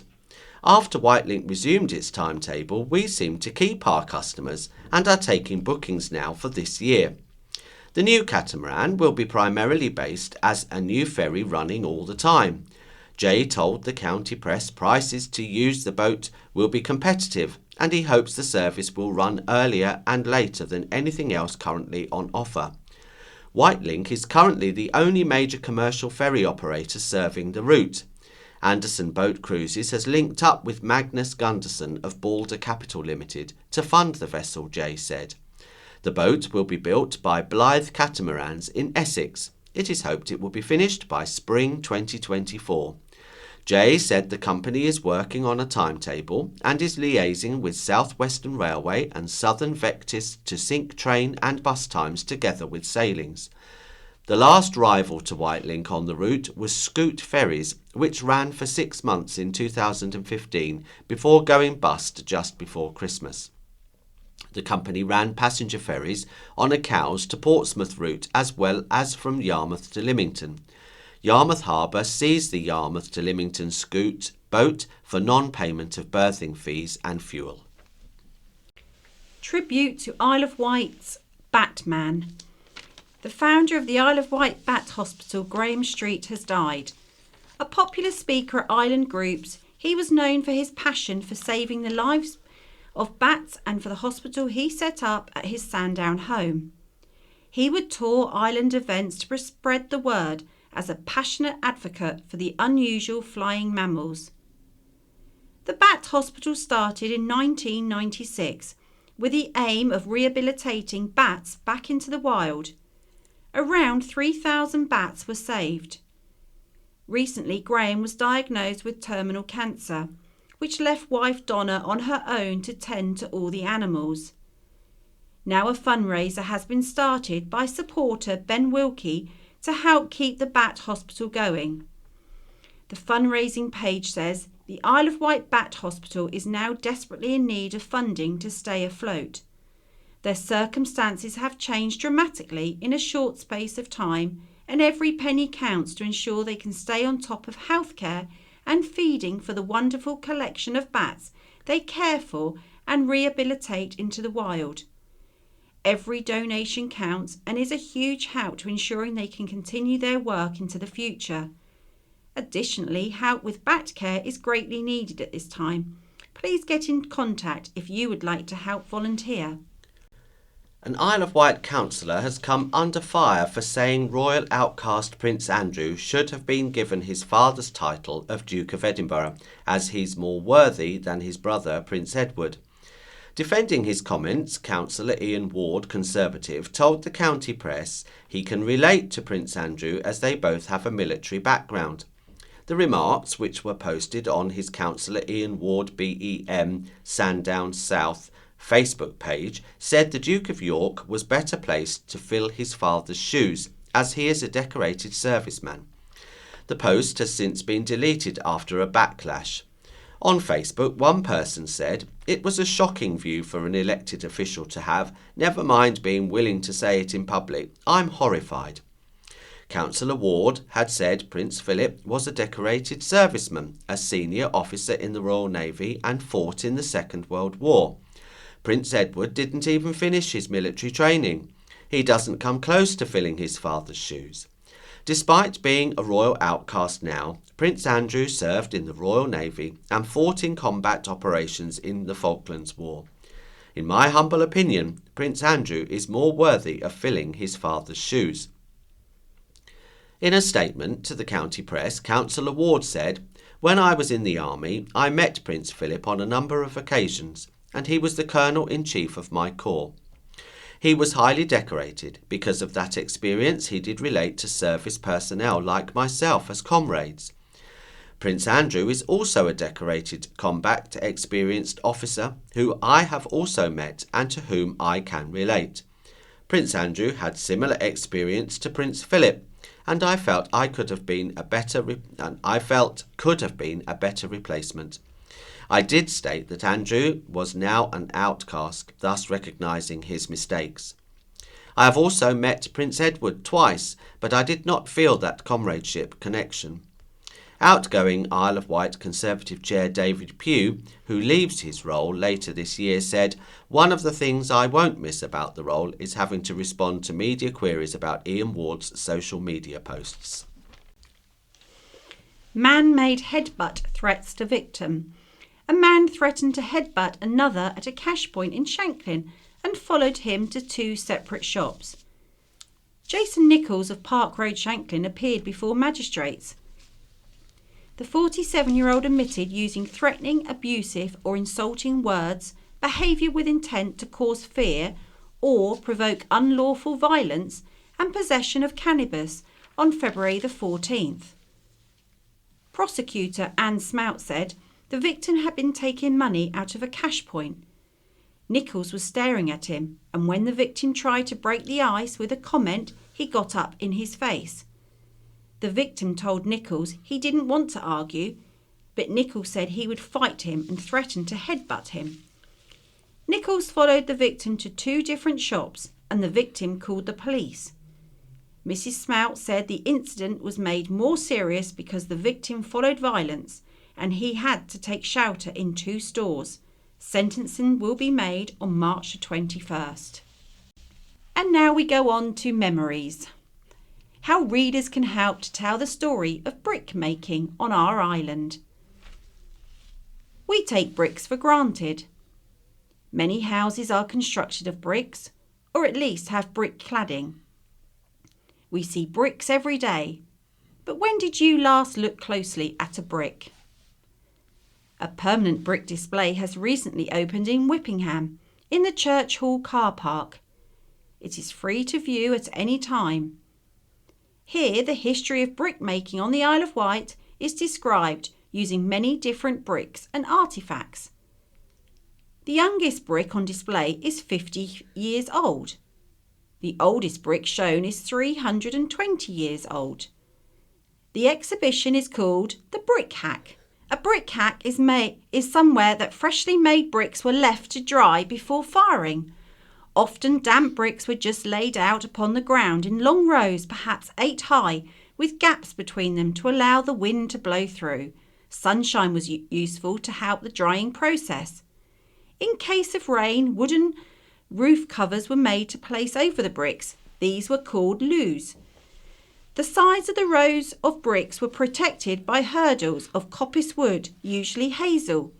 If it rained before the loos could be put in place, the bricks would be spoilt. If there was a sudden frost, the brickmaker could lose all the bricks in the hacks. So brick making was primarily a summer occupation. At larger brickyards, permanent roof structures were often erected with semi-side open sides. It is these hacks that our exhibition seeks to copy to shelter the display. To make good bricks, a source of clay is required. This was abundant in the northern part of the island and around the river valleys. In the display, a 3D map shows the sites of over 100 brickyards known on the island since 1800. Men living with 2,000 years ago found sources of clay and made the earliest bricks on the island. Brading and the Newport Roman villas both have examples of underfloor heating systems using many bricks and tiles. Slaves or servants would keep an external fire alight adjacent to the room that was to be heated. The hot air was drawn under the floors and up hollow brickwork in the walls. This was an attractive system when wood was plentiful, but possibly the start of global warming as CO2 was blown to the skies. The Romans would have had either simple kilns to fire their bricks and tiles or have fire the clay bricks in open clamps. Bricks could have been piled up, leaving air holes and firing holes. The bricks could have been fired for 2 or 3 days. Often there would be incomplete burning. This resulted in perhaps a red outside but a grey inside to the tile or brick. Open clamps were still used to fire bricks well into the age of photography. The brick hack shows photographs of island brickyards. We need more photographs as we intend to write a book about island brickmaking. Does anyone have any island brickyard photographs they could loan us? If so, contact East Cowes Heritage Centre on 280 310. And now we're moving on to My View, and this is an article written by Jim Gibbons with the headline, How Trains Caught Our Imagination. After the worst of the Second World War bombing of this country, that is, what we did to them is something else, the sound that I most associate with the war years was the melancholy sound of huge freight trains of perhaps 50 trucks moving at walking pace, carrying war materials from where they were produced to where they would be used. This was done at night when a few passenger trains ran. In my part of the world, we moved about mostly by buses, and after the war, on occasional rail trip to a neighbouring town was a treat for us children. But buses never caught our imagination as trains did. Railways seemed to have a special significance to us, and when we visited a distant park, we crossed a footbridge to get in and stood on it until a train appeared so we could wave to the crew, who always waved back. And yes, I did collect engine numbers. It wasn't just children who liked railways. If I said train when I should have said engine or bridge for tunnel, adults would stand in line to correct my terminology. And if one said smoke, they would immediately say steam, despite the obvious fact that smoke was also produced. I think this local liking for and interest in railways was a result of local history. And if I say my town was Stockton-on-Tees, you may begin to get my drift. The Stockton and Darlington Railway was the first to join up towns in this way, and the first to carry passengers and freight pulled by a steam locomotive. The passengers were an afterthought. Public opinion practically forced the issue. In 1825, the world had one such railway line. By 1875, all the continents, except Antarctica, would be crisscrossed by railway tracks. The reason for its being built was to carry coal from Shildon Colliery to Stockton, where the Tees became economically navigable. Ships could then take cargo to the North Sea and the world. There was originally only one engine called, appropriately, Locomotion Number 1. George Stephenson and his son Robert, the geniuses who built both loco and railway, went on to build the Liverpool to Manchester Railway and the world caught railway fever. Locomotion was the prototype, and the Stephensons learnt lessons from it to produce the rocket, which became the model for all the locos which followed. In my last article, I asked whose last words were said to be, "I shall hear again in heaven." Beethoven, of course. Now, which poet wrote, "Past cotton grass and moorland boulder, shovelling white steam over her shoulder"? Now we move on to What's On. The popular Island Savoyards return to Shanklin Theatre this Easter weekend with The Sound of Music, arguably one of the most well-loved family musicals of all time. The Island Savoyards are delighted to introduce Maurice Kachuk as the charismatic Max in his first principal role with the company. Also joining the cast is Natasha Edwards as Elsa Schreider, Captain Von Trapp's initial love interest. In addition, a junior cast play the charming Von Trapp children, and there is a large ensemble of nuns, ballroom guests and soldiers. As with all Island Savoyards shows, audience can expect high production values with grand sets and professional costumes, overseen by director Andrew Jenner Wilson. The production will be accompanied by a large orchestra of professional musicians led by musical director Steve Burton. Tickets are selling now for performances on April the 6th, 7th, 8th at 7:30 and Easter Sunday at 2:30 p.m. Call the box office on 868000. Tritone Singers Spring Concert at 7:30, a choral concert of accompanied and unaccompanied pieces on the theme of childhood and including piano duets with musical director Richard Wilkins and accompanist Michelle Brock at St Catherine's Church in Ventnor. Call 567471 and the tickets are £10. At the Apollo Theatre in Pyle Street, Newport, there is When We Are Married, from the 24th of March to the 1st of April. This hilarious comedy, When We Are Married, was written by J.B. Priestley in 1938, while he was living here on the Isle of Wight. Call the box office on 210010. Tea and chat on Monday afternoon for the over 60s. Enjoy a chat and a cuppa at the Lord Louis Library in Newport. Catch up with old friends and make new ones at this friendly group, which is held every other Monday from 10:30 a.m. to 12 noon. On Thursday, March the 23rd at 2:30 p.m, Joe Cooper, local author and volunteer at Ryde Museum in the Royal Victoria Arcade, will be giving a talk on items in the museum's collection. Tea or coffee and cake will be available. All are welcome. £4 per person. Museum members are free. Next week's final episode of Jewel of the South on Channel 5 at 8 p.m. on Thursday will feature Master Thatcher, Darcy Muncer, beekeeper Mary Case, the White Proms and footage of the world's largest scooter rally. The 4-part series about the natural beauty and heritage of the island is narrated by celebrity gardener Alan Titchmarsh, a former island High Sheriff who has a home in Cowes. Chance to enjoy West End songs. 5 of the island's top musical theatre performers are putting on a show of West End and Broadway songs. Songs from the West End is coming to the Minghella Theatre at Key Arts on Sunday, April the 2nd. The singers are Steve Jones, Jess Rann, Bryony Bishop, Sonny and Blue Brown, who will be singing a wide variety of songs familiar to all who love the theatre.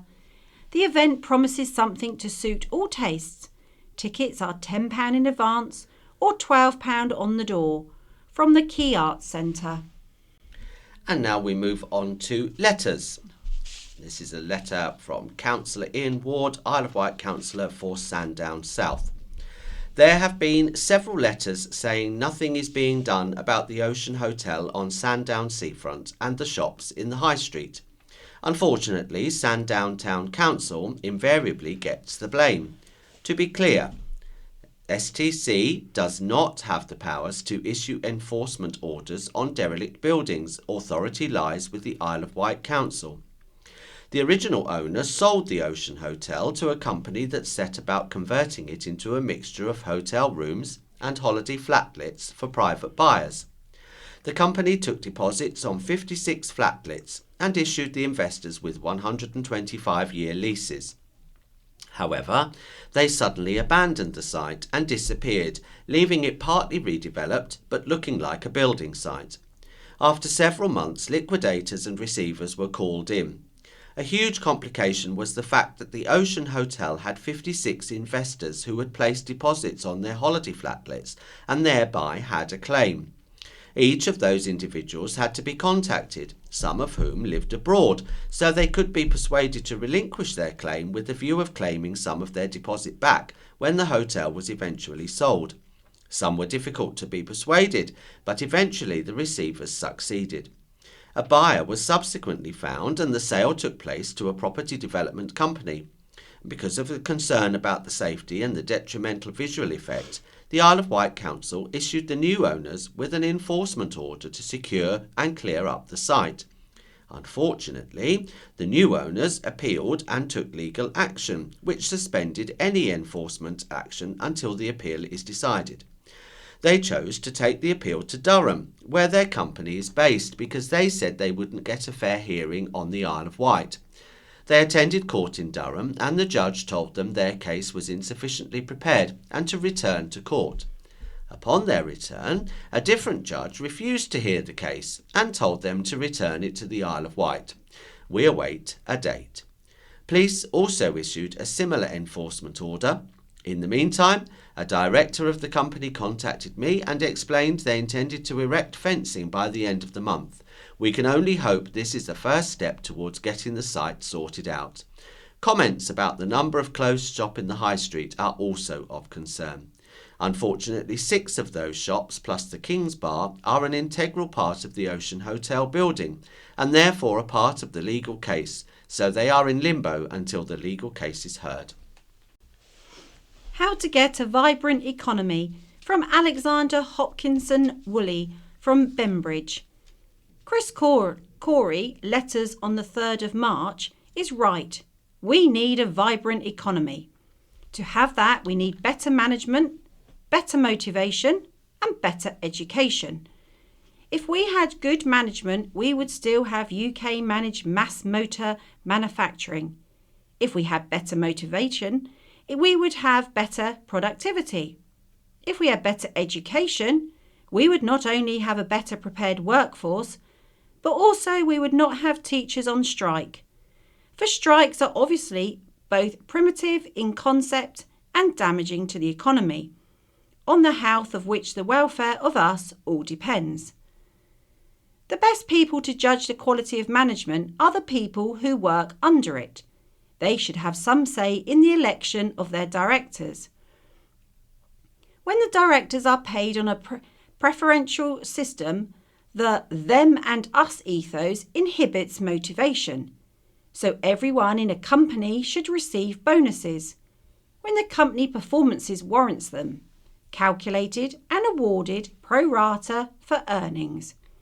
We need better teachers, for if the quality of teachers was up to the mark, they would find arguments sufficiently persuasive to change the pay situation, or they would look for better paid jobs before harming everyone's future by damaging the education of their pupils. Incidentally, windfall taxes are legal theft. There are never tax rebates for those exceptional losses which are not due to management failure. Thank you. I can hear the birds singing again, writes Priscilla Wilson from St Helens. There is much negative press about the NHS and I feel great sympathy for patients waiting for treatment. I wanted to share a positive outcome. I spoke to my GP on a Friday morning to ask for a referral for some hearing aids. The next day, Specsavers in Ryde rang to say they had a cancellation for the following Monday and I had the aids fitted on the Friday. Thanks to the speedy referral and the very efficient staff at Specsavers, within a week I was wearing my new Super Aids and I can hear the birds singing again. Other locals would make better viewing. From Janet Hooper of Shalfleet. At last, a programme, Isle of Wight Jewel of the South, showing how beautiful the island is, but what a disappointment the piece on Yarmouth was. Instead of showing the town as the quaint, historic area, plus the amazing annual Old Gaffers Festival, it was such a free publicity exercise for an upmarket hotel that catered for the well-to-do, champagne-sipping yacht owners. Like the rest of the island, there are interesting local people who organise many events that I am sure would have been better viewing. The scenery in the area deserved a slot as well, from the lovely old mill along the estuary to the small side streets full of independent shops. Let's hope the rest of the series concentrates more on the beauty and less on the tourism. Clean start needed, writes C. Westland of Apsheath. When I became the island's MP, I promised a better deal for the island. Bob, since becoming our MP, the island has seen a rising tide of raw sewage surrounding its once beautiful coastline. And your solution? To allow polluting water companies 15 years to clean up their act. How is that a better deal for the island?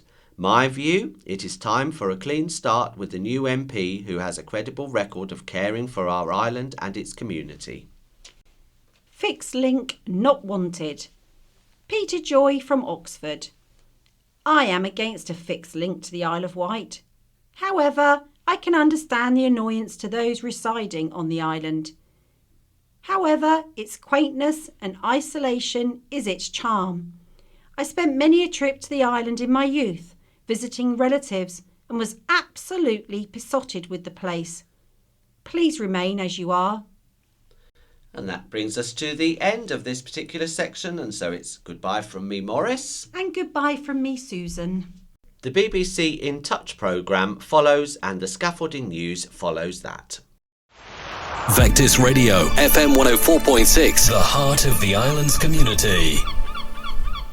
We have someone in the studio, I think, who we've seen before. We have, yes. He looks very familiar anyway. He's a nice young man, isn't he? Yes, he is. Good afternoon. So I'm told. Good afternoon, Chris Kane. Good afternoon, Maggie. Good afternoon, Kelvin. Good afternoon, Chris. And you're here from Sight for Wight. I am, yes, for my monthly Insight for Wight. Yes, and what insights do you have for us today? Well, I have a couple of insights, well, a few, in fact, to have a little chat with you about. Something that's just happened and something that's coming up. Ooh. So I'd like to start off by talking about our Low Vision Open Day that we had on Saturday, just gone. Oh, yes. That was at the Scout HQ at Wendy's Hall in Newport. Right. So we had lots of exhibitors there. So it was dual sensory. There were people from anything to do with hearing and visual, all come together. Members, people that are interested in that kind of thing can come along, speak to some of the people that are selling some or showing some of the equipment. Exhibiting, that's the word, Maggie, thank you. Some of our sort of low vision aids and anything to do with hearing. We had refreshments, and it was really good. We had over 108 people come through the doors. That's good. So did they show interest? They did show great interest. What was nice about it is it was actually a steady flow of people. Oh, yes. So they didn't all turn up at once. No, which was great. And I was on the door, so I got to sort of meet and greet and show people through and have a chat. Your name's not down, you're not coming in. List, exactly, yes. Yeah, and there were several that weren't on the list, so it was quite nice to write them down. And it was a fun day. Oh, that's good. So you enjoyed it as well? Yeah, I did actually. And lots of the staff came along. We had volunteers helping us out, and sort of the usual people. It was really good. So that's good. Very enjoyable. Sight for Wight now is you've got two arms, haven't you? Effectively, you've got the Sight for Wight bit and the Island Sense bit. Yes, we call it Wight Sense. We call them Wight Sense. Yes, so the sensory service. So is that something to do with the Isle of Wight then? Well, it could be. I don't know who thought that up, but it was could be. But that's the hearing side, isn't it? Kind of. Yes. The site which you've traditionally been looking after people with low vision or no vision. Yes. In the past. Yes, we have, and still do. Yeah. So did Ruth bring her guide dog along? She did. Yes, she She's did. got a new one, I had to hasn't think she? for a minute. There were so many people coming through. I had to remember, did I see Ruth? I did see Ruth, She's yes. got a new one, hasn't she? Yes, Mocha. Yeah. Is she Yeah. gorgeous? Lovely. Yeah. Lovely. But she's still lovely got dog. Flora, hasn't Still she? got Flora. She's been retired. Flora's retired now, Yeah. and the two dogs, they get on great. Oh, that's good. So, yeah, so that's really good. So that was something that has happened. That was something that has happened. So what is going to happen? What is going to happen? We have our murder mystery event. Oh, yes. This Thursday. Yes. 16th. We've got tickets. You have. Actually, well, that's what I was going to say. We are sold out. We Oh, are that's great. at capacity with that one. So really looking forward to that. It's at the Isle of Wight College restaurant. Yes. Yeah. So it starts at 6:30. Yes. And we've got 3-course meal. Yes. And the actors will do a bit in between each course. There's actors. Yes. There's no and real murder. Actors. Well, I don't want to give the game away. Okay. Yeah. So it's going to be good. Now, looking forward to that. That should be a good evening. It should be, Yeah. yes. It's we did our first murder mystery about 3.5, 4 years ago. Yeah. And that proved very popular. Were you guys at that one as well? No. Don't think we made it to that one, I no. can't remember. It was such a long time ago. But it was so popular, we thought we'd do it again. Yes. And then COVID happened Yes. and lockdown. So finally, we managed to get it off the ground. And I have to say, the chap, Mark Avis at the college restaurant has been absolutely amazing. All right. Incredibly Good. helpful. So, we're kind of just a little bit of fine-tuning I've got to do with him this afternoon. Yeah. And then we're good to go. Excellent. But we do miss Harry Manuel, don't we? Yes. Do we know where Emmanuel's gone? Or? He's gone to AJ Wells. AJ Wells, yes. Oh, is he? Yes. Oh, okay. Because they needed someone who spoke French. Well, there you are, you see. And he wanted to change, so There we are. He was at the college for a few years, wasn't he? 10, 12 years. Was it that long? Yeah. Wow. Okay. Yeah, nice chap. So Very that nice is, chap. what else is coming up on the site for White Horizon? Well, we're starting to plan the. We did the Newport Carnival for the first time last year. All right. Oh, yes. So we're planning to get involved with that again. So we're not quite sure what the theme is going to be, whether we use our 4 animals that we use for the education program, Right. or not yet. But Susan is working on that. Okay. So we are looking. That was a really we did the day one and we did the night one as well. Yeah, so I saw the videos of the night one. It looked really good. Illuminated. The illuminated carnival, yeah, but we're just going to do the day one. We're not going to do both of them, but so we're looking forward to that. We are still on the lookout for volunteers, as I'm sure you can appreciate. course, yeah. Yes. So anyone that's interested in being a minibus driver or an escort, then we would be delighted to hear from you. Okay, and how do people ask about that? They can give us they can go to our website, Yep. siteforwhite.org.uk, Yep. or they can give us a call on 52205. Right. We are open Monday to Friday, 9 to 5. And somebody will speak to you. There will always be someone at the end of the phone. We'll be pleased to hear from you. Yes, even if you phone out of office hours, we have an answer phone. You can leave a message and we will get back to you as soon as we can. That sounds Excellent. good, doesn't it? Yes. It does do it indeed. Yes, I mean, you haven't got to commit many hours, just as many as you can manage. It can be as little or as much. It can be weekly, monthly, depending what you'd like to do, really. We've got monthly events like Striders. We always need sighted guides for that. Yeah. But primarily, the big thing is minibus drivers and escorts. Yeah. Okay. Yeah. So anyone that would like to help, please get in touch with us. So do the escorts go on the minibuses? Yes, they just Yes. so the driver goes out. We always have an escort on Yeah. as well. Yeah. And just keeps them all in order because I'm sure, yes. our Thursday lot they're Bit rowdy, are they? Bit rowdy. Oh, right, yeah. So so we need someone to keep them in order. So they've got the whip out of them? Oh yes. Excellent.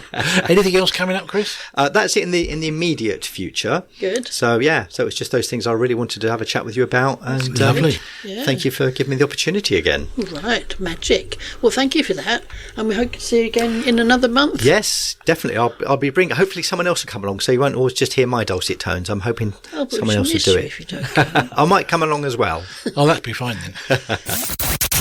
Your support matters. We operate thanks to the support of local businesses. If you would like to advertise on Vectis Radio, FM 104.6, contact our team today. marketing@vectisradio.fm. BBC Sounds. Music, radio, podcasts. Good evening. If you have a go, Daddy will say no! Don't you speak to me. You're far too poor. That's from the latest production from a drama company that has visually impaired actors at the centre of all that it does. We'll be hearing more about the visually impaired writer and performer who founded it 25 years ago. But first, a couple of weeks ago, we updated you on the progress being made to install tactile paving onto all station platforms in the UK. We established that the Department for Transport will provide £75 million in total for this work to be completed, and much more quickly than the original date Network Rail had given of 2029. What we still felt we hadn't completely understood was that though the project would be funded until 2025, was that a guarantee that the work would be completed on all stations across the UK by that date? Well, perhaps unsurprisingly, the answer to that question was a little more complicated than we'd anticipated. To try to nail it down totally, we invited Rupert Lown, Network Rail's Chief Health and Safety Officer, to disentangle it for us once and for all. £75 million is set up to incorporate tactiles in the run-up to the end of 2025. That's our objective. That's what the timescale and the programme is set to deliver. Absolutely seek to achieve that objective. There's always the complications. Poor weather, timetabling arrangements may get in the way of one or two locations, but we very much hope that that would be minimised. So in essence, that £75 million will be spent in that period of time. The other thing to think about is, obviously, it's going to impact a large number of stations. Just mobilising a workforce to get round to all those stations to do all that work takes some time. So again, part of the complication is trying to make sure that the programme management fits. It's all programmed in to happen. Occasionally things go wrong. You don't get the right people turn up, or the right kit doesn't turn up on the day, and one or two sites might slip. But because you've already spent the money, that'll just happen, and it will just roll on into the next year. So there won't be a need to go back for more funding. But your aim is that the 5,500 platforms that are yours will be completed by the end of 2025. That's the aim? So before the work started, 60% of all stations had tactiles, and this work is seeking to address the high-risk ones. So it's covering another 825 stations. I'm not sure of the full number of platforms that covers, but it covers all the significant platforms where we know, for example, that we've got accessibility issues. But not all the stations are yours. No. That's a really critical part. So when you think of the railways, most people think Network Rail, you do the lot. And that's not quite the case. So people may have heard of Transport for Wales. They take a chunk of the rail network and look after that. Places like London Underground look after their areas. So Network Rail, whilst the biggest provider of infrastructure across Great Britain for the railways, we don't cover the whole lot. So it's a really important part just to have in the backs of people's minds. Hope you were following that. That was Rupert Lown, Network Rail's Chief Health and Safety Officer.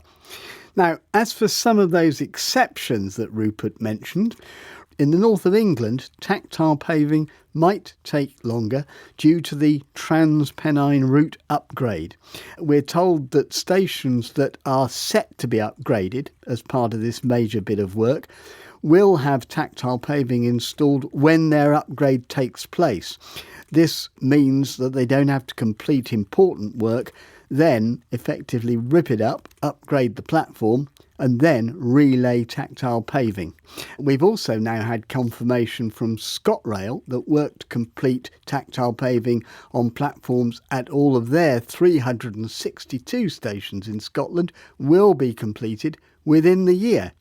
As for Transport for Wales, they tell us that across the stations that they own in South Wales, they'll have tactile paving by 2025. The rest of Wales is covered by Network Rail. And in Northern Ireland, we understand that work has already been completed. All of their stations have tactile paving already. Let's hope that's cleared that up once and for all.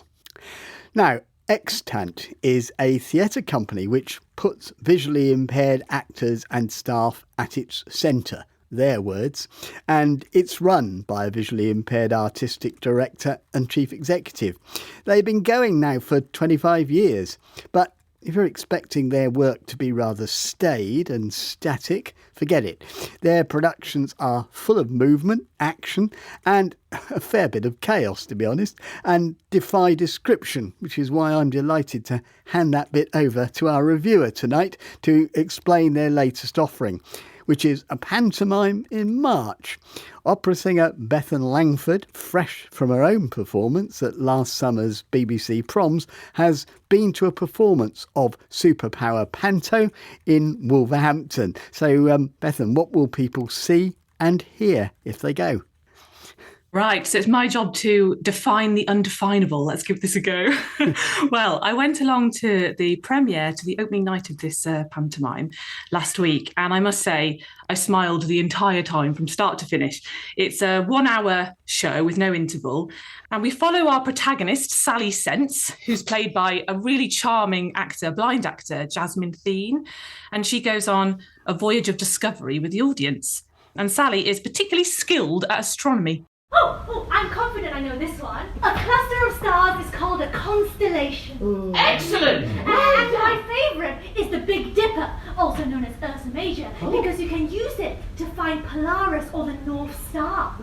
And as the audience learn about the solar system with her, she learns about her identity as a blind person in an ableist society. And she discovers her own strengths and ultimately she finds her superpower.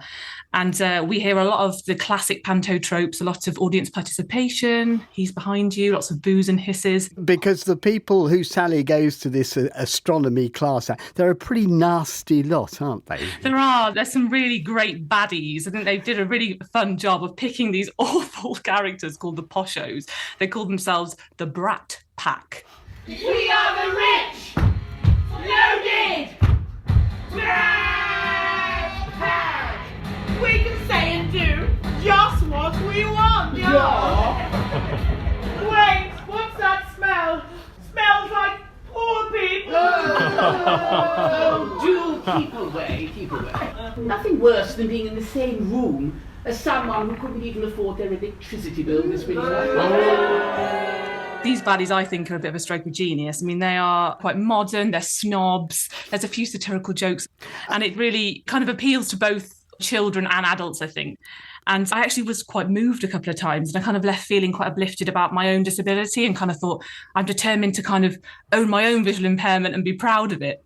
Because Sally comes up trumps, doesn't she? She gets mocked by this lot, but she wins in the end.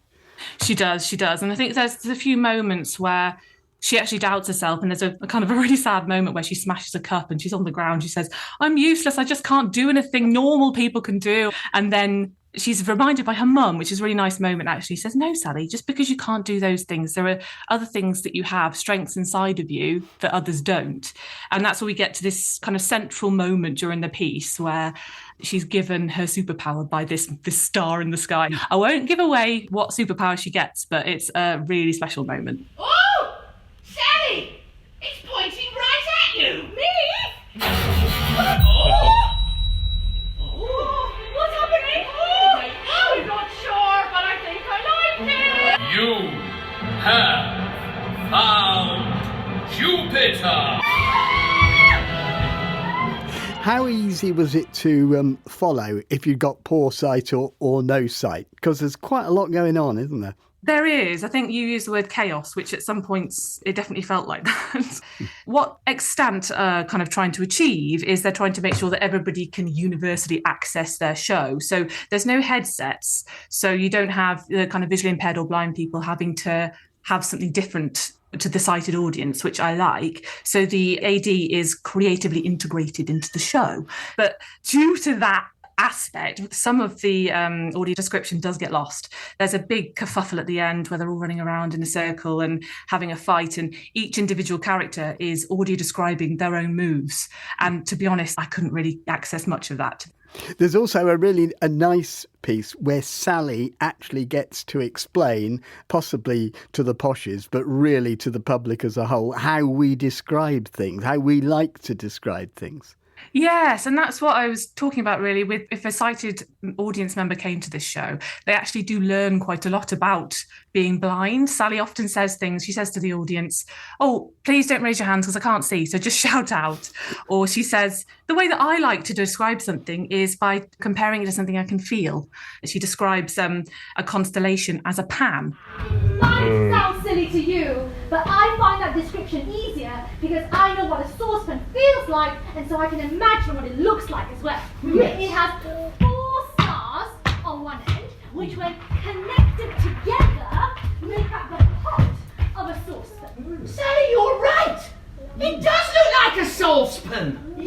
Well, we don't need all that. We can see it even if you can't. Everyone seemed to have a really good time. I think it was a shame there weren't more children there, but I guess it was a 6:30 show on I think it was a midweek, so there was mainly adults, and it was mainly a blind audience, which was nice. But we must say that everybody on stage is visually impaired, so they were in on the joke, but the poshos were mocking Sally, who's blind. So everyone in the audience who was also blind or visually impaired were really cross. So these boos were genuine. You know, we all got really involved. You really felt like you were part of the show and kind of integral to it, really.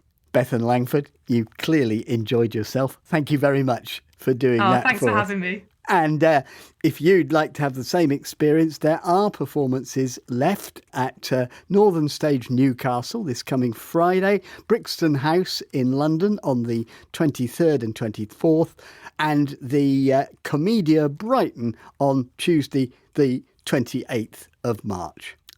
Now, if you never know quite what to expect from an extant production, the same could be said for its founder 25 years ago and artistic director and chief executive for the past 15 years, Maria O'Shoddy.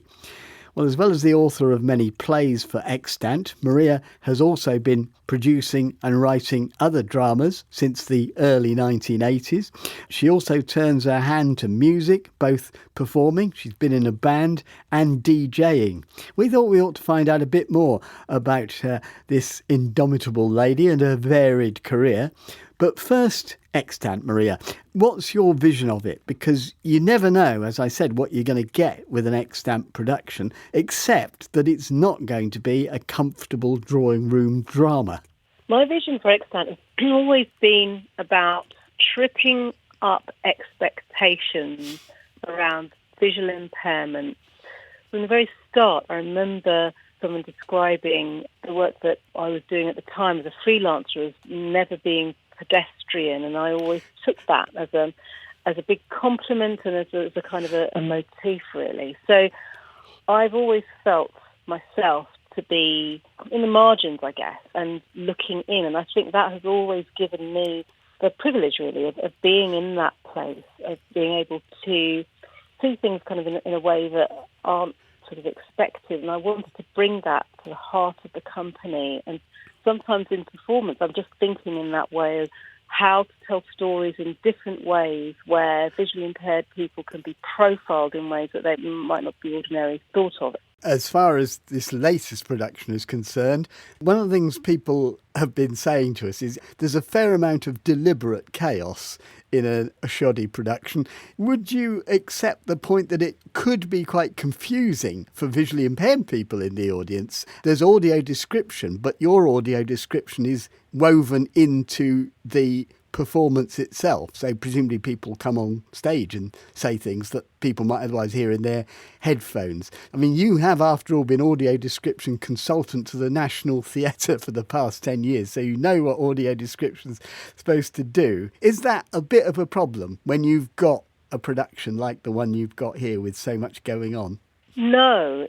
For me, it's a creative challenge of putting a piece together like this, and from the outset knowing that live description, inclusive description, audio description, whatever you want to call it, is paramount. It's as important as the lighting, the sound, the set, everything. So if something's not working for me as a visually impaired director who is more or less blind, you know, I don't have very much vision at all, I'm not getting something, then we need to rework it and find a way of working it, so I do. I suppose the point is, you know, because you put this production together, you know what's going on. Is there a danger that you might be so familiar with it that you wouldn't actually see the problems that people coming in who are only going to see it once would have? Well, we do bring in visually impaired people in our dress rehearsal to feed back to us about what they were getting and what they weren't getting. So we've done our best to consult with people outside the room, because that is always a danger, yes. Can we just talk a little bit more about you? Yeah, mixed race girl, growing up first in Nigeria, then in the Britain of the 70s and early 80s. I'm interested, what took you into drama? Was it something you always wanted to do? I think that thing that I said earlier on about feeling like sort of outside on the fringes, something that I've experienced all my life, even before I became visually impaired. And I remember when I was about 16, there was a youth sort of drama group that I started to go to, and I got that real strong sense of group and family and a sense of belonging and identity. I began my career as a writer, playwright, and I was, I suppose, quite successful. I had plays published, plays toured. That was all before I went on to create Extant. So I've always been interested in making theatre and being part of that theatre family. I think that's kind of just where I found my home. Right. You're a planner and you don't give up. What are your future plans, both for Extant and for you? The big idea was to turn the company inside out and to offer all its resources and mechanisms to visually impaired upcoming artists who would like to learn more about what it means to be an artistic director of a small-scale theatre company.